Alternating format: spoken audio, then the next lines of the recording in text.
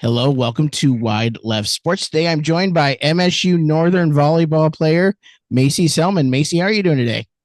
Good. How are you? I am doing really good, really good. So my first question is kind of always the same, no matter who the athlete is. What got you to fall in love with volleyball?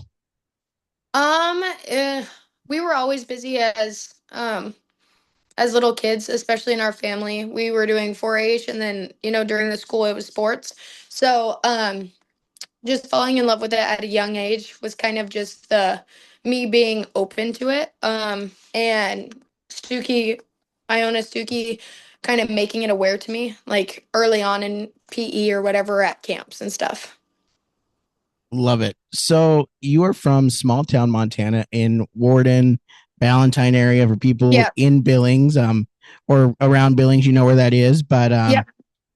so what was it like growing up in those smaller areas where sports is just so much of the lifeblood of the communities?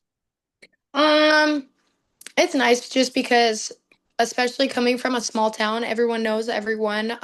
There's always people supporting whatever sport it is, year round, there's different sports, and the whole community always supported whatever sport was going on in whatever season.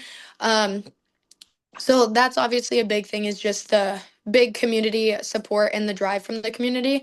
And then like us with our classmates, we always wanted to go to the boys' games, and they were always at the volleyball games and things like that. And vice versa, if we had friends in basketball or track, we were always just supporting each other. So that's a really big part of sports in a small town. I love that. So then when did you know during your high school time there in Warden that you were going to be good enough to get to go to the next level and play volleyball? Honestly, it was never kind of in my mind until coach reached out to me. Obviously, Suki and I kind of talked about recruiting and stuff, and we put together some film, but it was never at the front of my mind, especially during season. I just kind of show up to play, and um I never think too far ahead. Mom always says it's a good thing I'm pretty because I'm not very smart, just because I'm not ever thinking two steps ahead. I'm just kind of in the day, whatever time it is. Never really thinking to the next week, just focusing on today. I love that mentality and I kind of have that same mentality. So I think it's a great mentality no matter what. um that's awesome. So then what, obviously coaching, but what led you to really want to commit to Northern and play your collegiate volleyball in Haver? Well, there was kind of the option to stay at home, or kind of the like a Bozeman route, or kind of a smaller school like Northern is. And what kind of brought me here was specifically coach. He's a great coach, and the way he coaches is so different from any coaches that I've had. So that's kind of a different take on the game. I think it's very like it's a great take, and I love how coach coaches, and um, just getting that new aspect and new perspective of the game.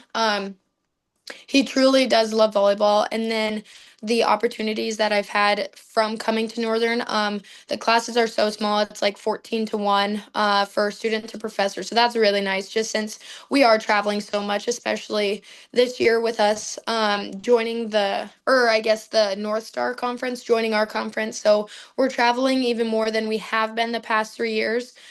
So having that personal relationship with our professors, and them understanding that we are gone for sports, and kind of meeting us in the middle for classes and things like that is really nice. And um, the opportunities that I've had from my major, I've been a para at one of the schools here in Havre for going on 2.5 years now.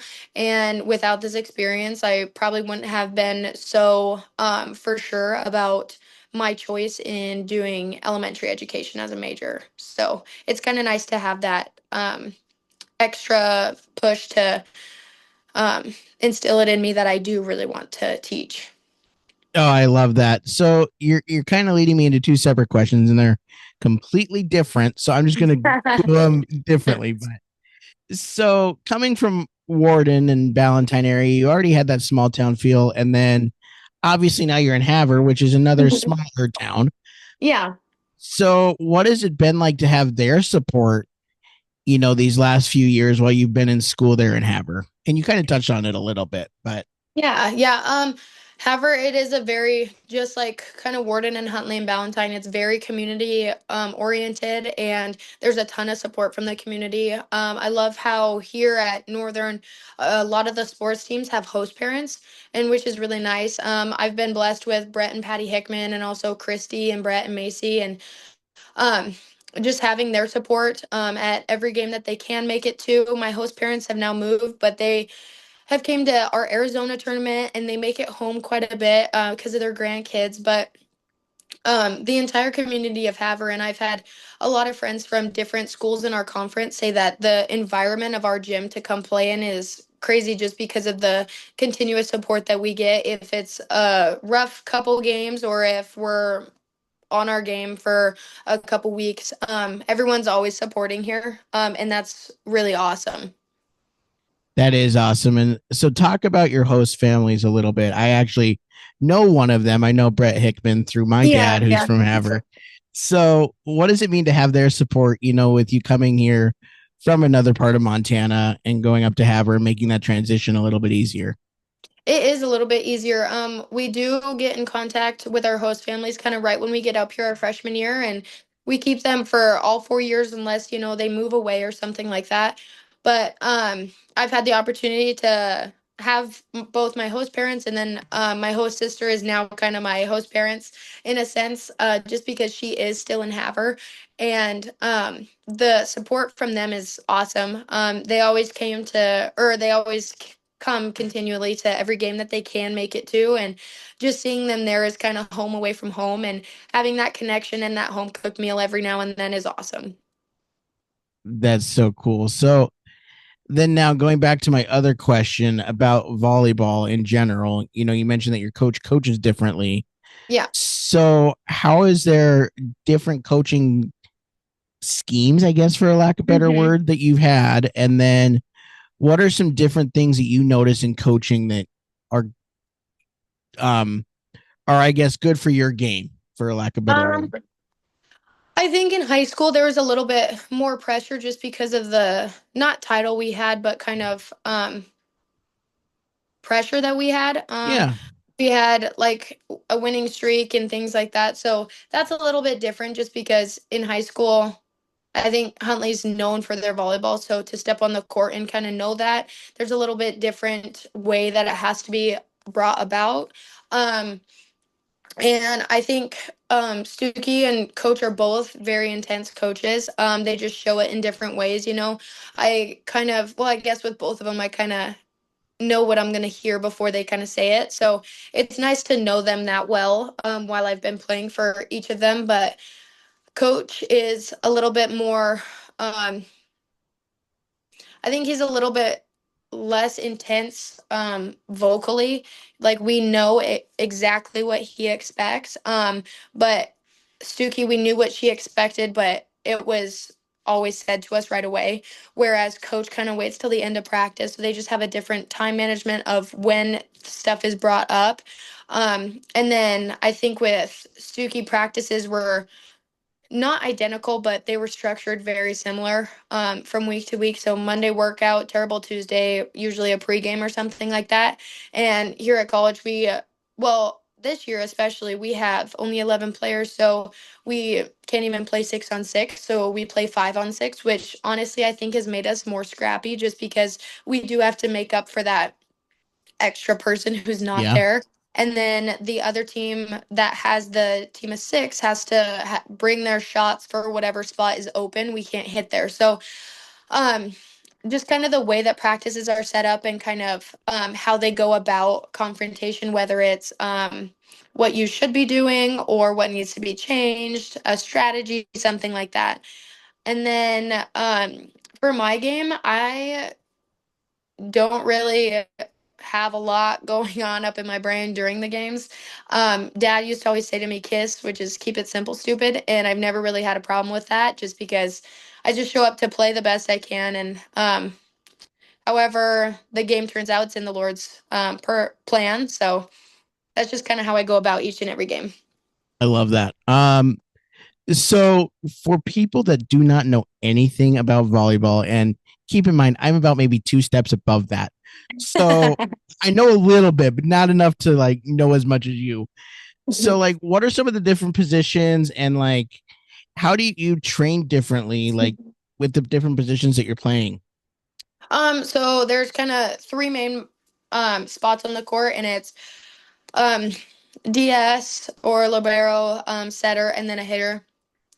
So DS and libero, we always kind of split up, and coach works blocking with us, and the our three DSs, they kind of go and work in the corner, and they just work on scrappiness.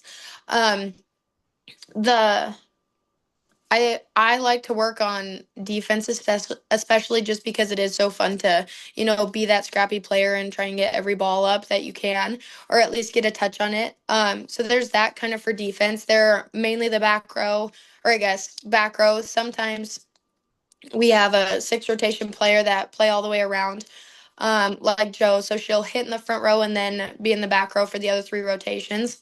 The setter, we're just the people who deliver the ball the best that we can, and that kind of gets based off the pass. So if it's a pass that's off the net, we'll do what we can, usually set out or back. And then if it's a three pass where we have all three options, we can go outside, middle, or back, which is an ideal pass. And then the hitters, and that's just the people who put the ball away or have the option to put the ball away the most. And then with coming, or what comes along with hitting, is also blocking in there. So just mainly the network in the front row.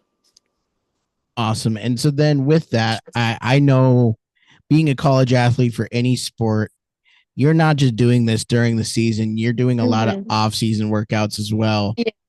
So, what does your off season schedule kind of look like once the season's done? When I make it home in the summer, if my husband and I go home, I usually work out with Ryan Bouchard, and he kind of did some volleyball specific workouts or football specific workouts for whatever group we had that day.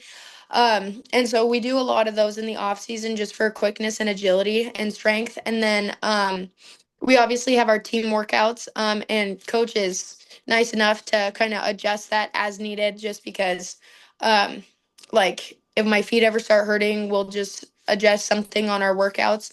And then in season, it kind of transfers to a little bit less as we get into practice and work through preseason and things like that. But we do still work out throughout each week. Awesome. So, I saw, and you can correct me if I'm wrong, but I believe you just did an interview with Rocky Erickson not too long Yeah. ago. Yeah, What last was week. that like? Because he is one of the legends in Montana for all of this. So, what was it like to be interviewed by him? It was pretty awesome. Rocky's very down to earth, and it was just fun to kind of get to talk to him. We talked a lot about faith, which was really nice, very heartfelt, and it's kind of nice to see that, like you said, someone who is so kind of at the top with sports stuff like that and interviewing. It was just pretty eye opening to see that he's again still just a normal person, and he's just a very faithful man. So that was awesome. That's really cool. I listened to a little bit of it. I didn't get to catch all of it yet, but I'll have to now. So as you guys are kind of, I know you're on the downhill swing of your season. So what is like your hopes for the end of the year here for the lights, and then in the future too? Um, well, we did just kind of get a little bit through the halfway point of season. It has been a really great season, and our team has really good team chemistry, and we really just kind of all have the same outlook on the game and why we're playing it. My goal for the rest of the season is just to play the best I can and to give all my glory to God. And however His plan is, to wherever we end or however we finish the season is in His hands, and we will just do the best we can to deliver it the way He wants. That's awesome. And then my final question is for any girls, and boys are playing volleyball more and more now too. Mm-hmm. For Yep. any girls or boys that want to play collegiately at the or play volleyball at the collegiate level, Yep. what is your suggestion for them?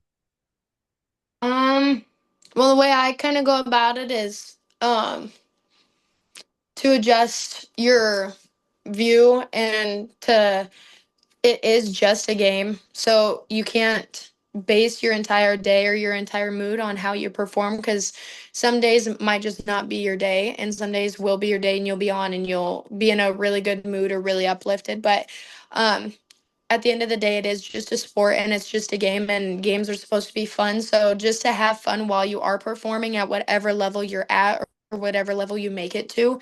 And one thing for me that is a lot easier now that I've kind of grown into this outlook on the game is just to keep my eyes fixed on God and remember that it is just a game and it's supposed to be fun.